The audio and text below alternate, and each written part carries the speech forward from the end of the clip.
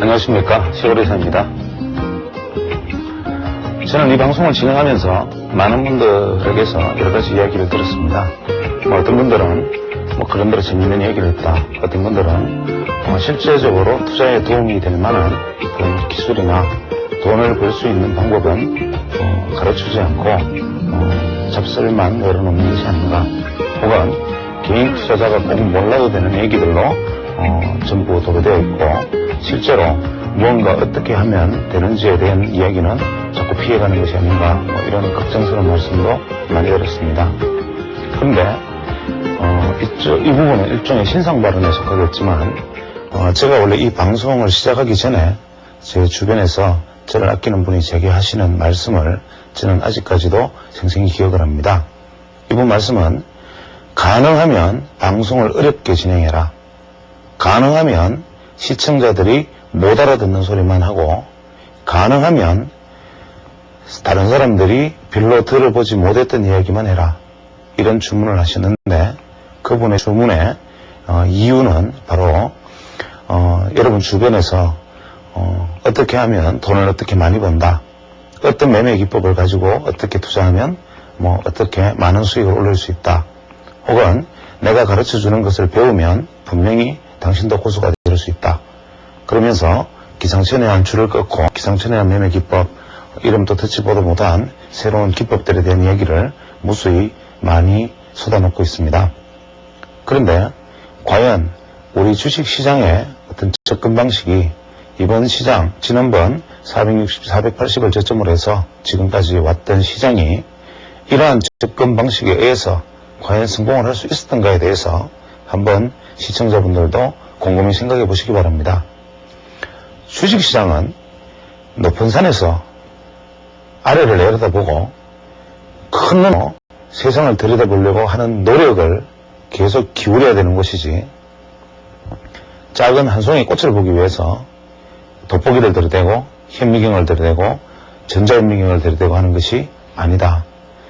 결국 주식이라는 것은 수많은 사람들이 스쳐가는 많은 사람들의 이야기인데, 그것을 단 한 사람과의 기속말로 세상의 모든 이야기를 들을 수 있는 것이 아니라, 이것은 제 소신입니다.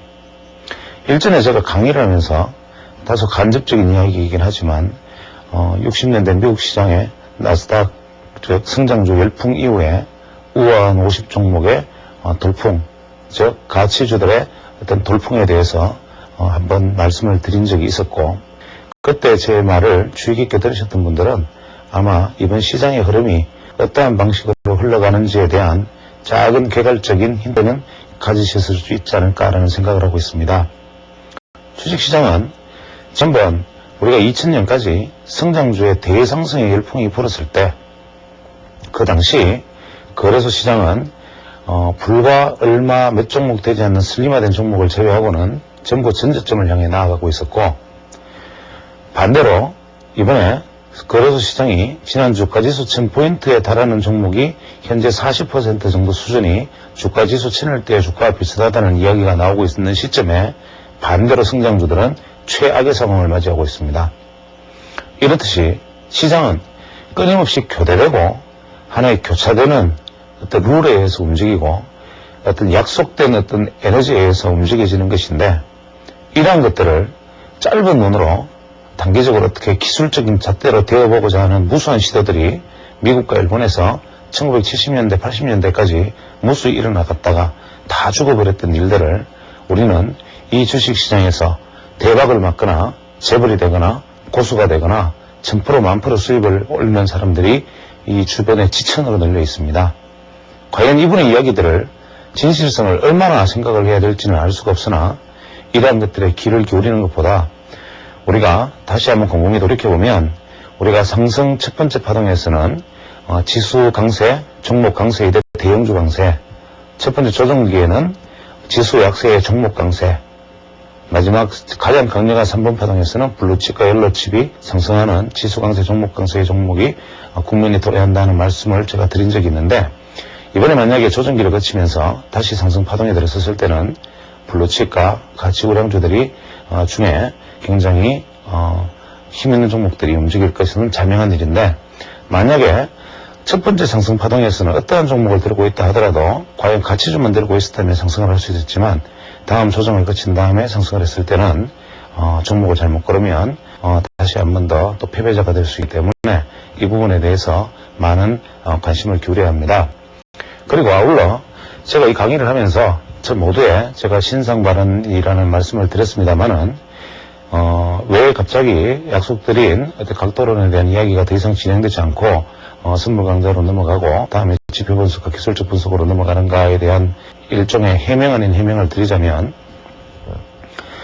제가 지난번 강좌 시간을 통해서 몇 차례 얘기를 했었고 또 이 방송이 아닌 다른 곳에서도 몇 차례 강좌를 하거나 글을 쓴 적이 있었지만 저는 제가 말씀드리는 이론이 전혀 1%도 제가 옳으리라는 확신을 갖고 있지 못합니다. 그런데 우리 지금 현재 여러분들에게 작은 여러분들의 시체를 뜯어먹으려는 하이에나들은 여러분들에게 그저 참신한 한 가지 이야기, 참신한 그 포장지를 세워서 그저 호주머니를 틀려고 호시탄탄 노리는 사람들 뿐인데 심지어 저는 우리 일반적인 주식 투자자들이 많이 알고 있는 어떤 곳에서 또 어떤 유명한 사람이 예전에 제가 각도 보정에 관련된 이야기를 하면서 그 언선을 가지고 무슨 보석 이름을 갖다 대면서 무슨 파동 강좌 해서 얼마씩 받고 강의를 하고 또 일전에 각도론에 대해서 생로병사에 대한 얘기를 작년에 한 적이 있었는데 그걸 가지고 기상천외한 동양의 무슨 슬퍼 파동이다 그러면서 또 들고 나와서 이해를 하고 이런 그 모습들을 보고 예전에 또 제가 잠깐 강좌에 만들었던 강좌 자료를 그대로 강좌 제목으로 쓰고 또 심지어는 모 증권사 시황 강연회에서 제 일은 아닙니다만은 모 증권사 시황 강연회에서 다른 증권사에서 만들었던 자료를 카피해서 복사해서 돌렸다가 그것이 말썽이 나서 아주 망신을 당하는 이런 도저히 말로 옮길 수도 없는 이런 질서 없는 아주 황당한 일들이 무수히 벌어지고 있습니다. 그래서 저는 만약에 제가 말씀드리는 것들이 혹은 제가 매매하는 방식들이 제가 시장을 보는 눈이 옳다면 얼마든지 공개적으로 말씀드릴 수 있지만 저 역시도 그저 시장의 한 사람의 개인 투자자이고 그저 힘없고 많이 다치고 상처 입는 사람 중에 한 사람이기 때문에 제가 알고 있는 제가 생각하는 어떤 조그만 생각들이 혹시나 침소봉대되어서 마치 글을 떠는 것처럼 포장되어서 가공되어서 또 많은 사람들을 현혹하고 또 장사하고 팔아먹는 데 쓰이는 것을 바라지 않기 때문에 그런 결정을 했던 것입니다. 그 점에 있어서 많은 양해 부탁드리겠습니다.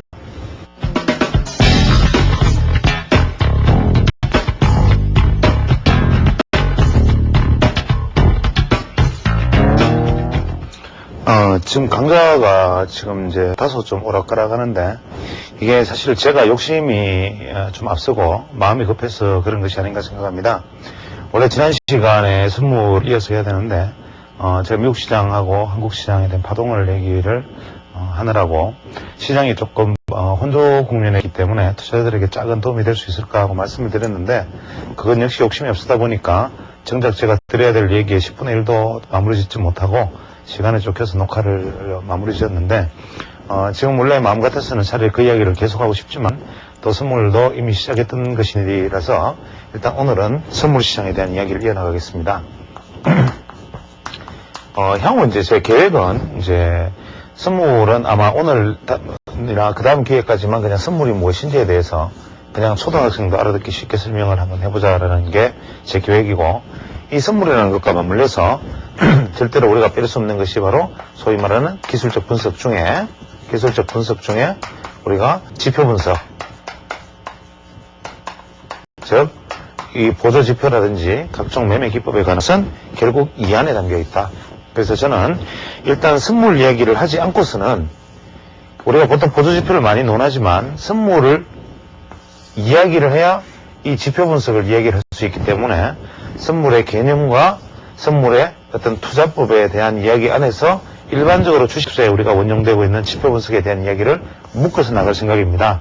그 다음에 제가 지난 시간에 했던 얘기 중에 우리가 미국 시장에 대한 분석이나 미국 시장 장기 분석이나 이런 어떤 파동 분석, 어떤 한국 시장의 또 어떤 100년간의 어떤 파동 분석 이런 어떤 것들은 한번 기회가 된다면 한 3시간 정도의 시간을 잡아서 어떤 미국 시장에 대한 어떤 좀 더 심도 깊은 어떤 해부를 한번 해볼까 싶은데 이것도 자꾸 제가 계획만 세웠다가 뭐 그림이나 자료를 잘 못 만든다든지 혹은 뭐 어떤 시간 관계상 혹은 또 이런 것이 방송에서 과연 적합한지 또 일반적으로 개인 투자자들에게 뭐 실제로 투자하는데 크게 뭐 유익한 일인지에 대한 어떤 개인적인 회의 뭐 이런 것들이 잘 실행을 못하게 하고 있는데 기회가 된다면 중간에 이런 것들도 겪어가면서 굳이 뭐 어떤 커리큘럼에 구애받지 않고 이어나가 볼 생각입니다. 지난 시간에 제가 먼저 얘기했던 것은 선물 시장의 역사입니다. 저는 가끔 이제 방송을 할 때 좀 비실용적인 얘기를 많이 하는 얘기를 듣습니다. 굳이 뭐 이런 거 몰라도 되지 않느냐? 뭐 귀중한 방송 시간에 굳이 이런 얘기를 할 필요가 뭐 있나? 이런 얘기를 생각하시는 분이 있겠지만 저는 이제 뭐 일관된 논조는 뭐냐면 정말 사고의 약장사가 제 개인적으로 되고 싶지 않다라는 어떤 개인적 어떤 신상 발언일 수도 있고 그 외에 현재 우리가 주식 투자를 하는 어떤 문화가 개혁되어야 되고 우리가 주식이라는 것을 바라보는 있던 이 시각이 정말 요 좁은 요 눈으로 그것을 자꾸 해보아야 되는 이 방식으로는 절대로 투자자들이 성공할 수 없다는 것을 여러분들에게 정말 통곡을 해서라도 알려드리고 싶다는 것. 정말 여러분들이 알고 있는 대박 찾는 법, 무슨 거래량 분석법, 무엇의 비밀, 무슨 기법 이러한 것들로는 절대로 여러분이 이 시장에 살아남을 수 없고 일부 전업 투자자 중에서도 데이트레이더 중에서도 일부 탁월한 사람 내지는 일부 자기만의 기법을 개발한 한 사람 정도가 가능하지만 한번 생각해 보십시오. 왜 그렇다면 여러분들이 알고 있는 그 절정 고수라는 분들이 정말 투자만 하면 자기 말대로 100%, 500%, 1000%를 번다는 사람들이 왜 5만원, 10만원 돈 몇 푼을 벌고 그거를 종목 추천해가지고 어떻게 먹고 살려고 들겠는가? 이것이 쉽다면, 정말 이대로 된다면, 자기 생각에 정말 자기가 앞으로도 이렇게 돈을 벌 자신이 있다면 왜 무슨 SMS 서비스, 무슨 실시간 종목 추천, 왜 이런 정말 따위 짓을 하고 살겠는가? 여기에 정답이 있다는 것. 아무리 여러분들이 이 안에서 대박 찾는 법, 무슨 기법, 시골에서 당신이 알고 있는 그런 특수한 기법, 돈 버는 방법 가르쳐 달라고 여러분이 생각을 하시고 그걸 계속 들여다봐도 정말 그것은 신기루를 쫓는 것이라는 것을 아는 순간 더 이상 손실이 나지 않는다. 그 다음에 수익을 내는 방법은 정말 큰 눈으로 패턴을 보고 이해하고 내려다보면 정말 단순하게 성장주가 오를 때 지수는 이만큼 오르는데 우리는 주가는 이렇게 떨어지더라. 뭐가? 가치주가 떨어지더라. 주가지수 1000을 가는데 가치주가 신저가를 갱신하더라. 그 당시에. 이때 이번에 어떻습니까? 주가지수는 겨우 이만큼 회복했는데 가치주들은 이만큼 올라가고 반대로 성장주들은 이렇게 떨어지더라. 이것이 주식시장의 이치인데 이것이 얼마 전에 쓸데없는 정보사 리서치에서 이런 소리 했습니다. 현재 종합지수 1000일대의 가격에 도달한 종목이 전체 상장 종목의 40%다. 이거는 말이 안 됩니다. 왜냐? 그때 1000일 당시에 높았던 종목은 소위 말하는 코스닥의 거품 중에 왕거품제들이 높았지 이때 1000일 때 이미 가치주들은 이렇게 꽂히고 있었기 때문에 아직 가치주들은 겨우 5분 응선도 넘지 못했다. 여러분들이 그때 당시 SK텔레콤, 데이콤 무슨 종목들이 계속 올라가고 타깃을 유양한 정보 새로운 기술 이거 고점인데라고 100번수 200번 생각했을 때가 고점이듯이 롯데 7성 3인방이 올라가고 태평양이 오르고 그 외에 가치주들이 오르고 지금 너무 많이 오른 것이 아닌가라고 생각하는 이 시점 이것이 바로 허리도 아니고 무릎인데 이것이 주식시장의 이치인데 이것을 안에서 기술적 분석 무슨 대단한 대박 종목을 가지고 바라보려는 이러한 것들이 여러분들을 바로 망가뜨리고 있다는 것. 그냥 이 이치에 따라서 그냥 올 연초 작년 말 계속 가치주를 툭툭 묻어놓고 있으면 그 안에서 장기 투자만 하고 있으면 전부 지금 현재 최소한 2배 이상의 수익은 전원이 나 있어야 정상인데 왜 투자자들은 회복을 못했는가? 바로 여러분이 정권방송 바라보면서 혹은 정권의 서비스 바라보면서 대박 아카데미 다니면서 한 결과 아닌가? 이것이 주식시장이기 때문에 큰 눈을 보려면 바로 이러한 어떤 연장선상에서 선물 투자를 하든 안 하든 옵션 투자를 여러분이 하든 안 하든 이 선물과 옵션을 알아야 되고 이 선물과 옵션이 왜 어떻게 생겨서 어떻게 갔나라는 기본 개념을 알아도 주식 투자에 아무 상관이 없다 하더라도 주식이라는 것이 돌아가는 이 주식이라는 것의 족보를 알아야 이 거대한 시장의 흐름을 나도 모르게 이 흐름을 내 몸에 체득할 수 있기 때문에 저는 이런 얘기를 쓸데없는 얘기지만 드리는 것입니다. 저희들이 대학 다닐 때 가끔 선생님들 중에 역사를 물어내는 분들이 있습니다. 저는 대학 다닐 때 그 부분에 참 불만이 있었는데 예를 들어서 무슨 내과학이다 그러면 내과학 주임 교수님이 시험 문제에 내과학에 무슨 백혈병을 발견한 무슨 의사가 당시 백혈병을 어떻게 발견했냐 이런 문제가 도대체 환자 고치는 거하고 도대체 무슨 상관이 있나? 무슨 외과 의사가 무슨 수술 기법을 개발했는데 이때 수술 기법을 개발했을 때 무슨 그 당시 사회는 어땠나? 이게 도대체 훌륭한 의사 되는 게 무슨 상관이 있나? 이게 저는 그때 강정한 거부감을 가지고 있었는데 저는 그때 지금 해야 됐어요. 그때 이 선생님이 이러한 것들을 가르쳤던 것들을 이제 이해를 하기 시작합니다. 그래서 또 다시 사실이 거의 길었는데 선물 시장으로 다시 돌아가 보면 이제 선물 지난번에 간단하게 설명을 드렸지만 옵션 이 두 개를 놓고 선물은 제가 말씀드렸는데 만약에 주가지수 선물이라면 지수를 코스피 200 지수를 사고 파는 것이라 했고 옵션 역시 코스피 200 지수를 사고 파는데 지수를 사고 팔 수 있는 권리를 사는 것이다 그랬습니다. 이 차이가 뭐냐면 한번 생각을 해보겠습니다. 예를 들어서 선물 하나만 만약에 놓고 생각을 한다면 우리는 선물 지수가 지금 100인데 코스피 지수가 지금 100인데 선물을 우리가 100포인트라고 가정을 합니다. 선물을 내가 선물 100을 삽니다. 100을 샀는데 만기일에 선물 지수가 120이 됩니다. 그러면 선물을 산 사람은 어떻게 20에 이익이 납니다. 근데 만기일에 선물 지수가 80이 됩니다. 그러면 우리는 만기일에 20에 손해가 났습니다. 이 사람은. 반대로 선물은 매도란 게 있으니까 지수 100에서 만약에 매도를 한 사람이 있다면 선물을 팔겠다라고 매도를 한 사람이 있으면 매도 포지션을 취한 사람이 있다면 지수가 80이 된다면 이 사람은 20에 이익이 되고 선물을 매도를 한 사람이 만약에 120이 되면 20에 손해가 됩니다. 이게 무슨 뜻인지는 아시겠지만 이것을 다시 한번 놓고 생각하면 그러면 돈으로 따지면 어떻게 되느냐? 선물이라는 것은 밭대기다. 밭대기인데 우리가 보통 어떤 물건을 선물을 하기로 생각을 하면 어떤 논에서 나는 무조건 가을에 추수할 때 100만 원을 주고 사겠다. 계약을 했습니다. 계약을 했는데 이 논에서 100만 원의 현재 가치는 뭐냐면 살 10가마의 가치입니다. 현재. 그런데 가을에 무조건 이 논에 나는 것을 몽땅 100만 원에 사겠다 했는데 가을에 이 논에서 12가마가 만약에 난다면 나는 그냥 똑같이 100만 원만 주고 2가마를 벌었습니다. 만약에 논에서 8가마밖에 나오지 않았다면 나는 2가마를 손해를 봤습니다. 이것이 선물입니다. 그런데 지금처럼 상품 선물은 살이다, 금이다, 석유다 이런 것들을 선물을 미리 사거나 해놓으면 그것을 미래에 현물로서 주고받으면 됩니다. 현물을 미래에 어떤 가격으로 하겠다는 것을 약속이니까. 선물은 뭡니까? 실체가 없습니다. 즉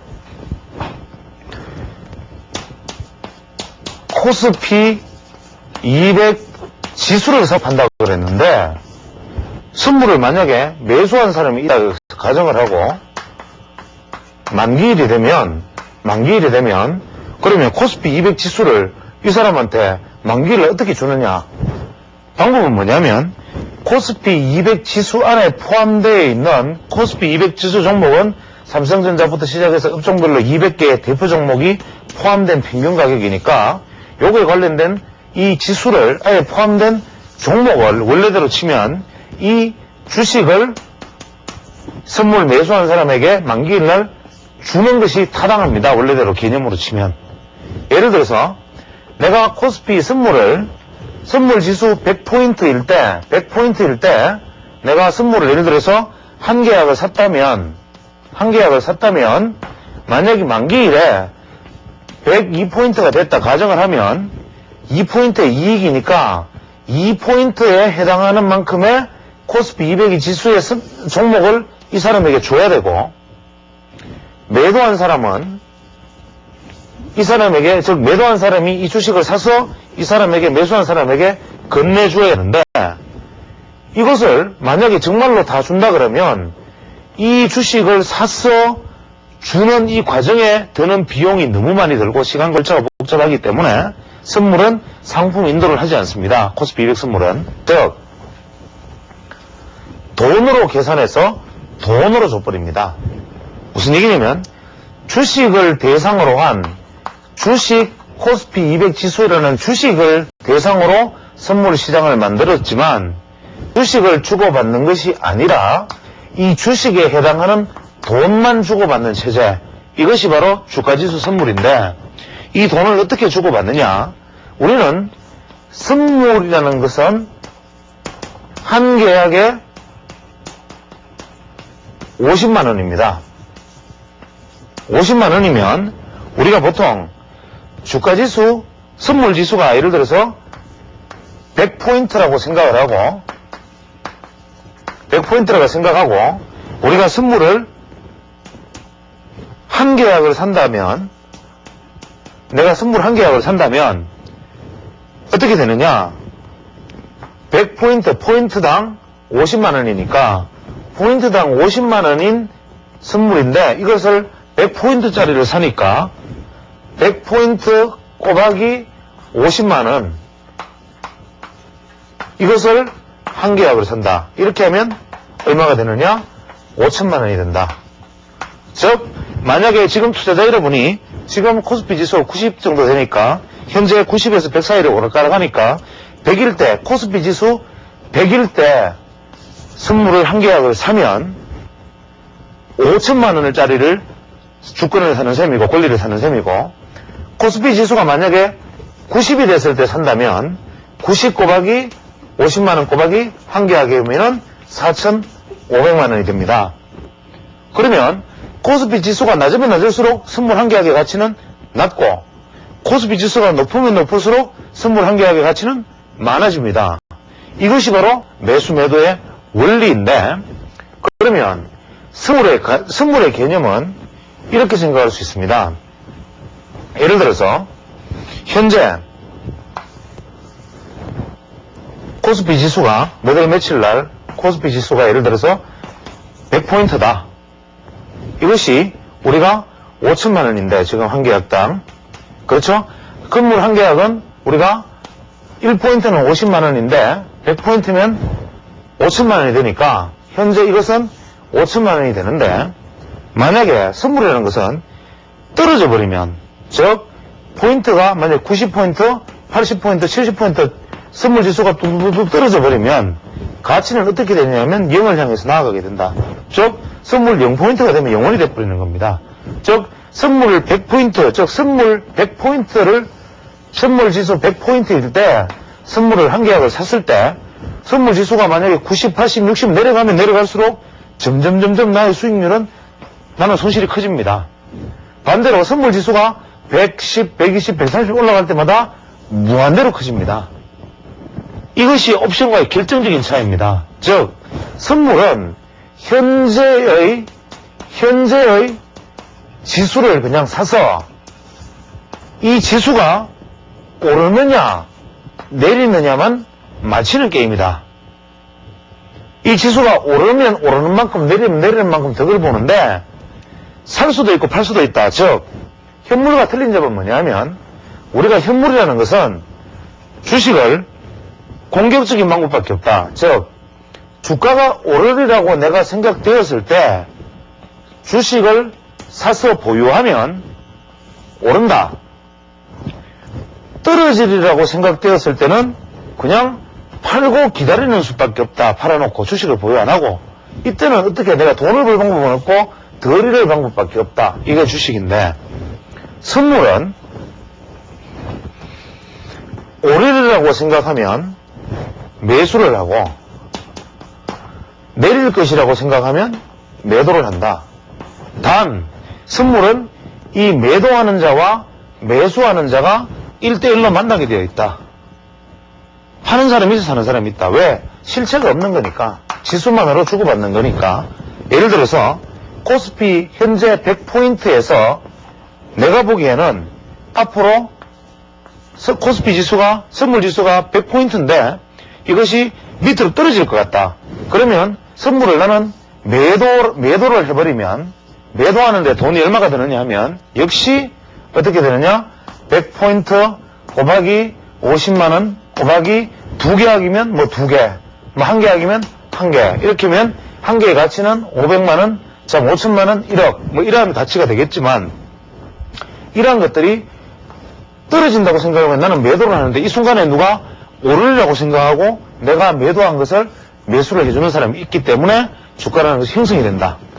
나는 떨어지라고 생각하고 매도를 하지만 이 시점에서 누군가는 오르라고 생각하고 매수를 한다 이거죠.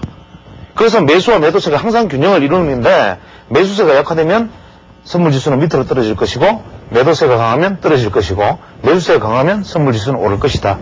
이것이 선물인데, 다만 제가 방금 말씀드린 것처럼 선물은 한 계약에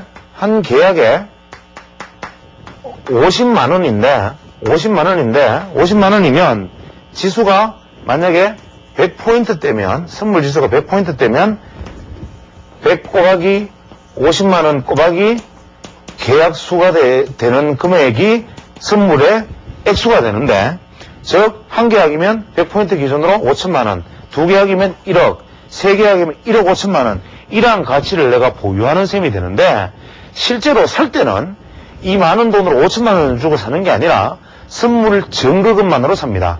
선물 증거금은 우리가 15% 총가치의 15%만 내면 선물 한 계약을 인수받을 수가 있습니다. 그래서 실제로 내가 선물을 사는 데 드는 비용은 얼마냐면 100포인트에 한 계약당 50만원에 내가 사왔던 계약 수에 곱하기 0.15한 이 값이 현재 선물 매수할 때 혹은 매도할 때 들어가는 돈이다.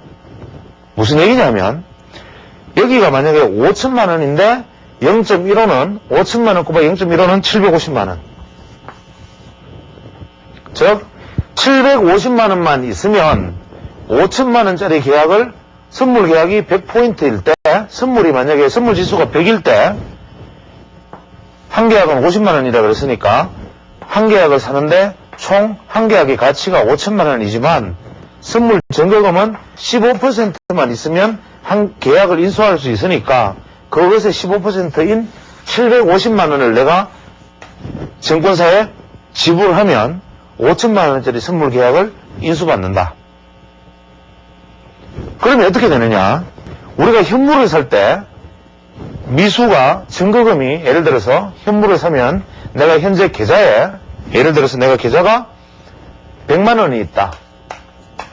그러면 증권사가 좀 틀리겠지만 보통 2.5배를 최대 가정한다 해도 250만원어치를 살 수가 있는데, 현물을 미수 포함해서 250만원을 살 수 있는데, 선물은 얼마나 무서우냐면 750만원으로 5천만원을 살 수 있다. 만약에 현물이 750만원이 있다면 대충 한 1,500만원어치의 현물을 살 수가 있는데, 뭐 1,500에서 2,000 정도를 살 수가 있는데, 선물은 액수 기준으로 치면 750만원으로 5천만원을 살 수 있다. 이것이 바로 약 한 4배 정도의, 같은 돈으로 한 서너 배 정도의 액수를 더 많이 살 수 있는 게 선물이다.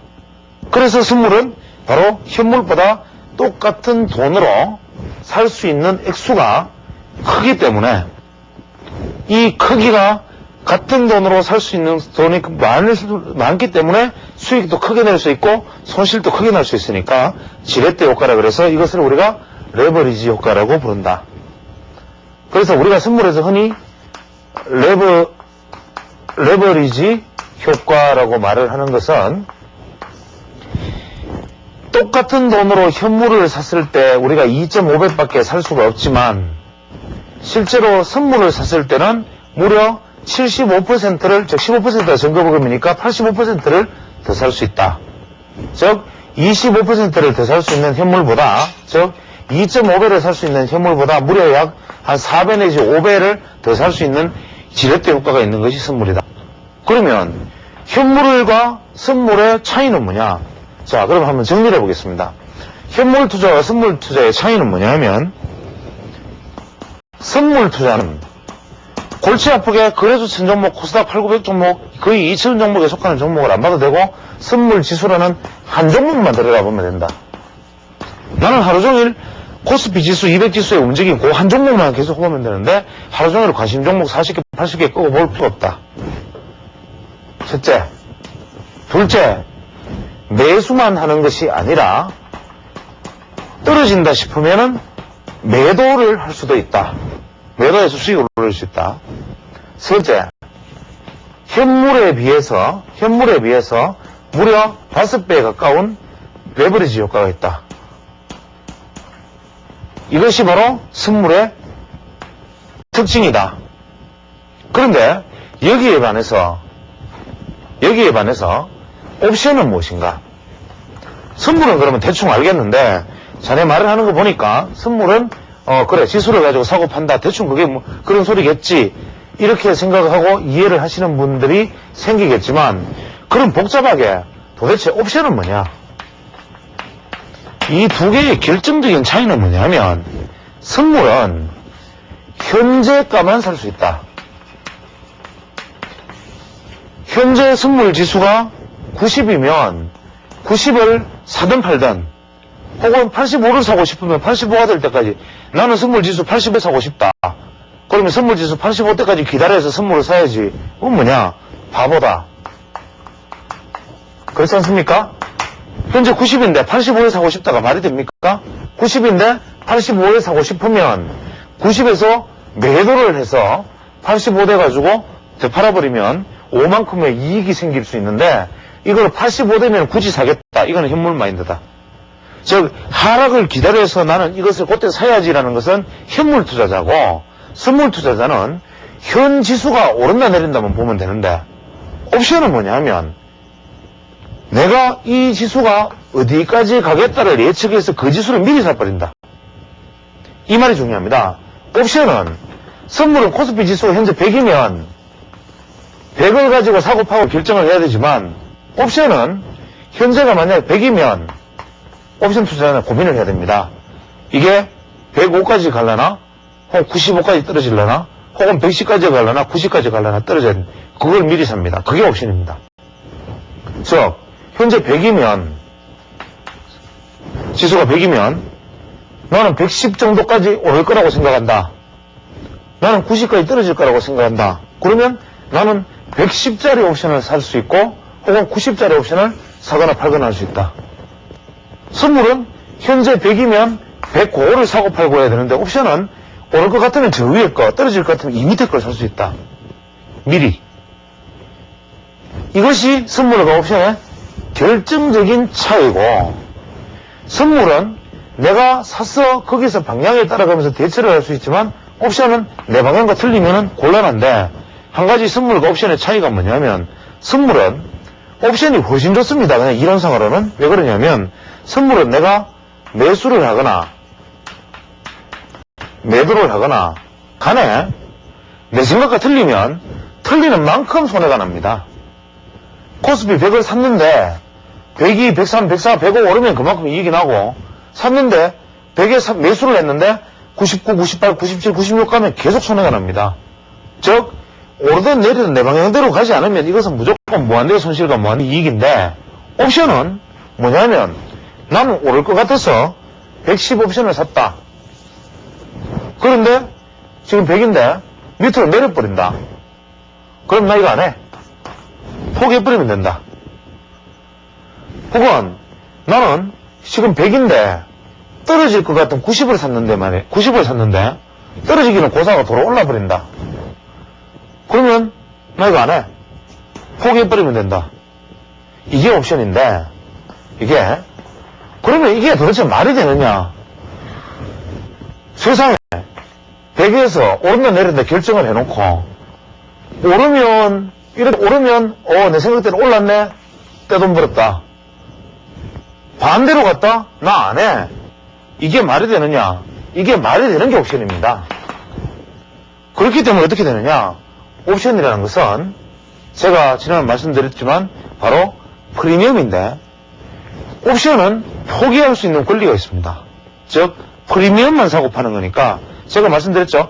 군납 예를 들어서 식당 운영권을 내가 땄는데 식당 운영을 해보니까 식당이 잘 안 됩니다. 그러면 식당 권리금을 내가 100만 원을 주고 식당 권리금에 들었더라도 나는 내달부터 나 식당 안 해 하고 나가버리면 그만이다. 그러면 나는 더 이상 내가 이 건물을 산 건 아니니까 그것으로서 권리금 날린 걸로 끝이다. 그래서 옵션은 뭐냐면 이 100 기준으로 권리금이 붙는데 왜냐하면 선물 권리금 없이 그냥 100을 사고 파는데 옵션은 권리금이 붙습니다. 왜 붙느냐? 한쪽을 포기할 수 있기 때문에. 그래서 실현 가능성이 크면 클수록 프리미엄이 비싸고 실현 가능성이 멀면 멀수록 프리미엄이 산데 예를 들어서 지금 현재 코스피 지수가 100인데 나중에 이게 이런 점수는 나오진 않습니다만 만약에 150짜리를 산다 치자 가정은 합니다. 그러면 현재 100인데 이게 한 달 만에 150이 되느냐? 한 달 만에 50% 급등 지수가 불가능하다. 이런 거는 프리미엄이 거의 제로에 가깝다. 그런데 현재가 100인데 102.5가 가능성이 무지 높다. 이것은 프리미엄이 상당히 비싸다. 왜냐하면 여기까지 맞출 확률이 높으니까. 그래서 옵션은 현재가 기준으로 가까우면 가까울수록 프리미엄이 비싸고 현재가 기준으로 수치가 멀면 멀수록 프리미엄이 싸다. 이것이 바로 옵션입니다. 아직까지 선물 옵션에 대해서 정확한 개념은 잘 이해가 안 되시겠지만 이건 다음 시간에 이어나가면서 다시 하도록 하겠습니다.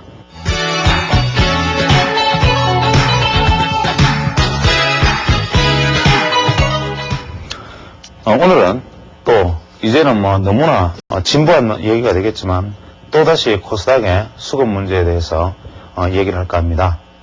먼저 기사를 하나 읽겠습니다. 코스닥 시장 등록 심사를 받은 24개 기업 중 절반을 겨우 또는 13개사만 통과되는 등 코스닥 등록 심사가 크게 까다로워졌다.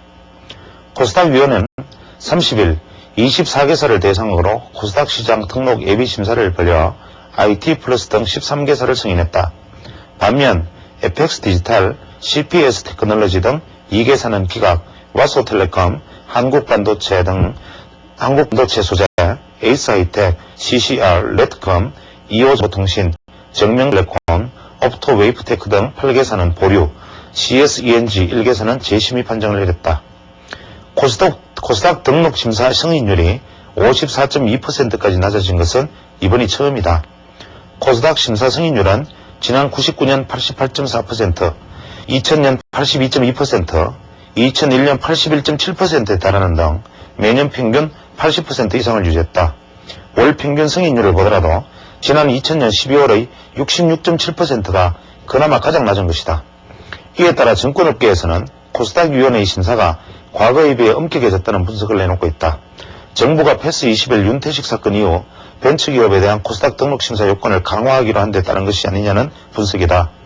이와 관련해 정의동 코스닥위원회 위원장은 등록 심사 요건을 예전에 비해 까다롭게 적용한 것은 아니며 단지 지난해 말 심사를 청구해 이번에 심사받은 기업들 중 상당수가 요건에 미달했을 뿐이라고 말했다. 그러나 이번 심사에서 보류 판정을 받은 한 업체 관계자는 심사 실무팀에서 요청한 자료가 지난해보다 크게 증가하는 등 심사 과정이 보다 끈끈해졌다는 느낌을 받았다고 말했다. 코스닥 시장 등록 예정 기업이 주요 사항을 은폐 또는 허위 기재할 경우 등록 업무를 대행한 증권사의 등록 주선 업무가 일정 기간 제한된다. 또 주관사의 임직원은 등록 예정 기업의 주식을 취득할 수 없게 된다. 코스닥위원회는 21일 이런 내용을 그대로 한 올해 코스닥 시장 운영 방안을 확정했다고 밝혔다. 정의동 의원은 부실 벤처의 난립을 막아 시장의 투명성과 건전성을 확보하는 한편 유망 벤처기업의 성장 기반은 제고시키는 방향으로 조만간 관련 규정을 개정할 방침이라고 밝혔다. 운영 방침에 따르면 오는 4월 말까지 등록 예정 벤처기업에 대한 자본 잠식 등 심사 요건 강화안이 추진되고 정권사의 호가 입력 자료에 컴퓨터 주소 IP를 추가해 내부자 거래에 대한 감시가 강화된다. 벤처 육성 방안으로는 미래산업으로 떠오르고 있는 바이오 및 환경 관련 기업의 인센티브를 부여하는 방안이 추진된다. 이 밖에 기업 정보 및 시장 관련 정보 강화, 불공정 거래 신고제도 강화, 부실 지문 및 퇴출 대상 기업을 집중 감시하는 상시 모니터링 제도 구축 등이 추진된다. 마지막 기사는 코스닥 시장에 신규 등록 대란 조짐이 일고 있다. 22일 코스닥위원회가 증권사를 대상으로 조사한 결과 4달 중에만 신규 등록을 위한 예비심사 청구서를 제출할 예정인 기업이 112개사나 되는 것으로 나타났다. 이는 지난해 월평균 심사 청구 예정 기업의 3배 가까운 것으로 코스닥 시장의 최대 활황기였던 지난 2000년 2월 이후 가장 많은 것이다. 신규 등록 추진 기업이 크게 늘어난 것은 정부가 각종 벤처 비리와 이들과 연루된 게이트를 차단하기 위해 앞으로 사이비 벤처에 대한 등록 심사를 강화하겠다는 방침을 밝히자 코스닥 시장에 빨리 입성하려는 벤처기업이 몰려들고 있기 때문이다. 따라서 올 상반기 중 코스닥 기업이 1,000개에 육박할 것이라고 정권업계는 내다보고 코스닥 등록이 원래 정점을 이룰 것이라고 예상하고 있다. 특히 내달 심사 청구 예정이라고 밝힌 112개 이외에도 정권사별로 코스닥 등록을 앞당기려는 벤처기업들이 줄을 서고 있기 때문이다. 이 기사를 보면 양면의 칼이라는 생각이 듭니다. 코스닥위원회는 심사를 깐깐하게 진행해서 약 심사 통과율을 60%까지 낮추었다라는 의미의 기사고, 또 한편으로는 이제 깐깐해지기 전에 더 많이 등록하자 해서 무려 한 달에 120개나 되는 기업들이 등록 신청을 하고 있다는 이야기입니다. 이런 현상들은 음모론적 시각에서 바라보는 분들은 정치적인 이유 혹은 그 외에 여러 가지 이유를 댈 수 있겠지만, 저는 기본적으로 이러한 문제들은 바로 조직의 생리라고 생각합니다. 보통 우리가 단순하게 개별 종목 옵션에 관련돼서만 생각한다 하더라도 홍콩에서 개별 종목 옵션이 상장되자마자 모든 것을 준비를 끝내고 마치 기다리고 시장 상황 때문에 하지 못하던 것을 마치 기다렸다는 듯이 국부 유출이라는 이름하에 신속하게 개별 주식 옵션을 도입하는 데 성공했습니다. 그럼 과연 개별 주식 옵션을 도입하면 국부 유입이고 개별 주식 옵션을 도입하지 않으면 국부 유출인가? 현재 개별 종목 옵션이 아직까지 자립지 못했기 때문에 단정적인 평가를 내리기 어렵습니다만은 저는 대다수의 전문가들과 다른 견해를 가지고 있습니다. 개별 종목 옵션은 주식에 관련되어서 생각하면 주식을 매도하는 데 이용할 수 있는 것이지 주식을 매수하여 수익을 낼 수 있는 것은 아니다. 바꿔 말하면 힘 있는 자는 종목을 가지고 있다가 코스피 200 옵션을 수익을 내기 위해서는 코스피 200 지수 자체를 떨어뜨리기 위해서 엄청난 매도 물량을 포부해야 하지만, 개별 종목 옵션에서 승부를 걸려면 풋옵션 매수 혹은 콜옵션 매도를 한 이후에 단일 종목에 대량의 종목을 보유하고 있는 외국인 투자자들이 일시에 매도를 하면 순간 엄청난 시세 차익을 낼 수 있는 정말 아주 좋은 제도다. 외국인 입장에서. 이것을 반대로 사려고 드는 것이야 팔려는 투자자들 때문에 크게 큰 수익을 당장 시장 조작이 어려울 수는 있겠지만, 단기적으로 단기 급락을 시키면서 시장 조작을 하기에는 개별 종목 옵션만은 좋은 종목이 없다. 즉 개별 종목 옵션은 개인 투자자들이나 그 외 일반적인 투자자들이 앞으로 주식 투자를 하는 데 있어서 외국인들에게 많은 국부를 보태주는 데 사용될 것이지, 절대 외국인들이 개별 종목 옵션이 도입되었기 때문에 한국 주식은 해지하기가 훨씬 수월해졌고, 아울러 한국 시장에, 주식시장에 많은 돈을 더욱더 투자를 해도 되겠다 해서 외국인이 자기가 원래 생각했던 한국 시장의 투자 금액이 100이었으면 개별 종목 옵션이 시작되었으니까 이제 한국 시장에 150을 투자하자, 이런 결과가 나타나는 것이 아니고, 이제는 100을 가지고 현물을 사서 혹은 선물을 가지고 코스피 200 선물 옵션으로 100을 가지고 기대 수익을 120을 잡았다면 이제는 100을 가지고 기대 수익을 200으로 잡을 수 있는 멋진 제도임이 분명합니다. 물론 미국 시장 같은 경우에 개별 종목 옵션이 훨씬 더 주류를 이루고 있지만, 한국 시장에서는 현재 선물 옵션 시장의 비중이 기형적으로 커 있는 상태에서 왜 이런 현상이 생기는가? 왜 이러한 종목들을 급급히 도입하는가? 이러한 부분들은 바로 이러한 파생상품의 새로운 시장이 형성되면 그 안에서 그것을 돌리기 위해서 그 상품을 운용하기 위해서 들어가는 수많은 사람들, 수많은 기관, 정권사, 그 외에 각종 그와 관련된 사람들의 일자리, 그와 관련된 사람들의 이권, 그와 관련된 사람들의 발언권, 이러한 것들이 결국 이러한 시장을, 파생시장을 확대시키는데 이익을 담당하고 있는 것입니다. 마찬가지로 코스닥 역시 코스닥 위원회 입장에서 혹은 코스닥 시장에서 입장에서 코스닥 기업이 확대되는 것을 직원들이 바랄 것인가, 코스닥 시장이 등록이 축소되고 퇴출이 많이 되어서 코스닥 등록 수가 자꾸 줄어드는 것을 바랄 것인가, 그것은 자명한 일입니다. 정부 부처 안에서도 예를 들어서 어떤 부처의 업무 소관을 다른 부처로 넘기기 위해서는 공무원들끼리 치열한 난투가 벌어지는데, 헐며 이러한 체제에서 자본시장이라는 것은 자기 자신의 어떤 기득권을 놓지 않으려는 분명히 많은 암투들이 벌일 것인데, 그렇다면 이러한 현상들이 얼마나 이 시장의 대부분을 점하고 있는 개인 투자자들에게 대한 고려를 하고 있는지에 대해서 정말 반문하지 않을 수 없습니다. 저는 누차 기회에 있을 때마다 한국의 기관 투자자들의 행태에 대해서도 말씀을 드렸지만, 특히 우리나라 정권사들의 경우 혹은 그 이외에 투자신탁 회사까지 과연 우리 이번에 상승시장만 한번 살펴보겠습니다. 얼마 전에 우리나라 주식시장이 700을 가까이 돌파를 할 때, 그때 당시에 모든 전문가들의, 정권사들의 기관의 리포트는 상승장에서는 대형주 블루칩, 그것도 특히 블루칩과 초우량주만이 상승한다. 삼성전자 100만원 간다. 이러한 리포트들, 상승장에서는 본격적인 상승 파동에서는 개별주는 소외되고 철저히 소외되기 때문에 주의하고 반드시 초대형 우량주만을 상대해야 한다.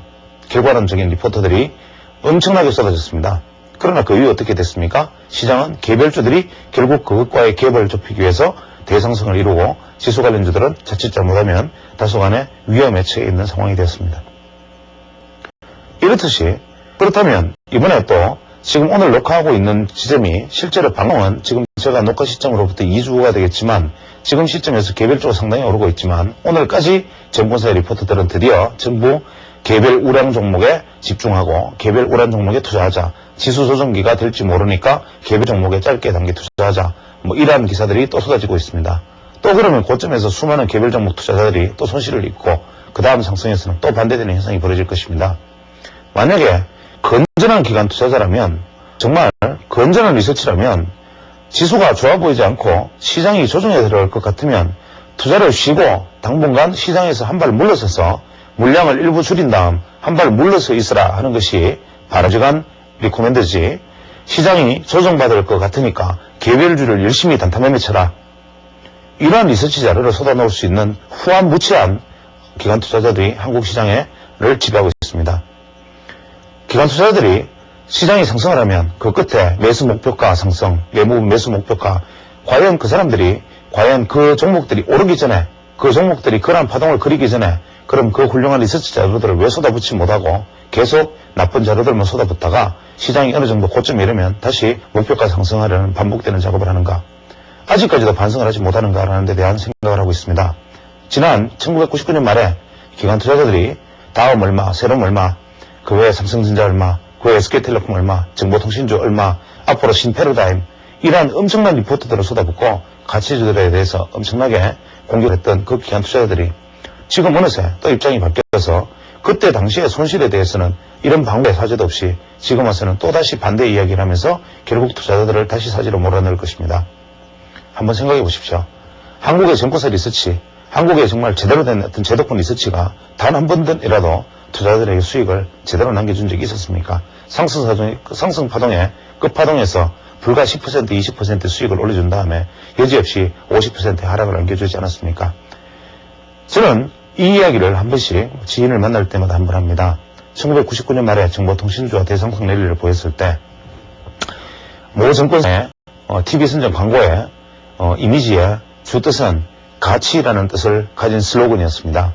그러다가 이 정보통신주의 랠리가 2000년 초반까지 계속될 기세를 보이자 드디어 그 정권사가 드디어 참지 못하고 그 가치라는 뜻을 미래 또는 희망이라는 뜻의 슬로건을 영어 문자로 바꾸어서 선전을 하기 시작했습니다. 공교롭게도 그 정권사가 가치라는 뜻을 가진 영어 단어의 슬로건을 미래 혹은 희망이라는 뜻을 가진 단어로 바꾼 슬로건으로 바꿨을 때가 공교롭게도 정보통신주의 고점이었습니다. 아울러 모 증권사에 근무하던 유명한 가치투자 펀드 매니저는 투자자들의 성화에 못 이겨 혹은 증권사 내부의 압력에 못 이겨 자리를 옮겼다는 소문이 돌았고, 그것이 바로 우리나라 서양주의 열풍의 마지막 상투였습니다.